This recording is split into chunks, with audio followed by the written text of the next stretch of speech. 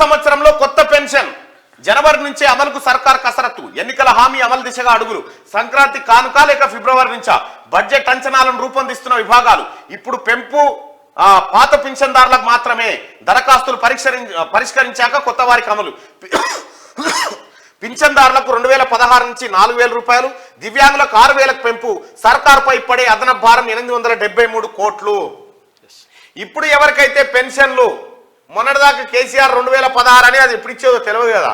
ఇప్పుడు కాంగ్రెస్ పార్టీ ప్రభుత్వం గౌరవ ముఖ్యమంత్రి రేవంత్ రెడ్డి గారి ఆదేశాల మేరకు మీ పింఛను 4,000 రూపాయలు ఇవ్వబోతుంది ప్రభుత్వం కొత్త సంవత్సరంలో. ఇక వికలాంగులు దివ్యాంగులు ఎవరైతే ఉంటారో వాళ్లకు 6,000 రూపాయల పెన్షన్ ఇవ్వబోతా ఉంది అన్న మాట నెరవేర్చుకుంటుంది కదా కాంగ్రెస్ పార్టీ ప్రభుత్వం. కేసీఆర్ ఏం చెప్పిండు? ఇది వస్తే అది పోతుంది, అదొస్తే ఇది పోతుంది, అన్ని బజవాయి మాటలే కేసీఆర్ చెప్పినాయి. రాష్ట్రంలో పింఛన్దారులకు కాంగ్రెస్ ప్రభుత్వం సంక్రాంతి పండుగ సందర్భంగా తీపి కబురు అందించనుందా? 6 గ్యారంటీలో భాగంగా చేయూత పథకం కింద 4,000 పింఛన్ ఇస్తామన్న ప్రభుత్వం దాన్ని జనవరి నుంచే లబ్ధిదారులకు అందజేయాలని యోచిస్తుందా?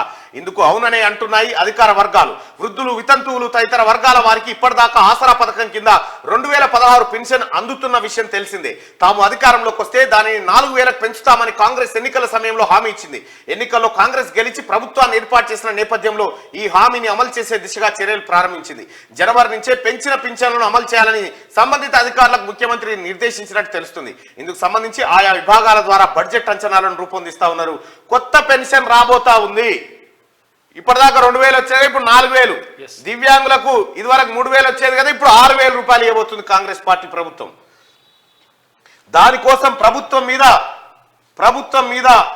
873 కోట్ల అదనపు భారం పడుతుంది. అయినప్పటికీ పేదవాళ్ళకి ఇవ్వడం కోసం రాష్ట్ర ప్రభుత్వం ముందుకు వచ్చింది.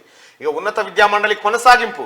ప్రస్తుత చైర్మన్, వైస్ చైర్మన్లతోనే నడిపించనున్న సర్కార్ ఎంసెట్ వివిధ కోర్సుల అడ్మిషన్ల నేపథ్యంలో నిర్ణయం ఉన్నత విద్యా మండలి అట్లే కొనసాగుతుందని చెప్తా ఉన్నారు.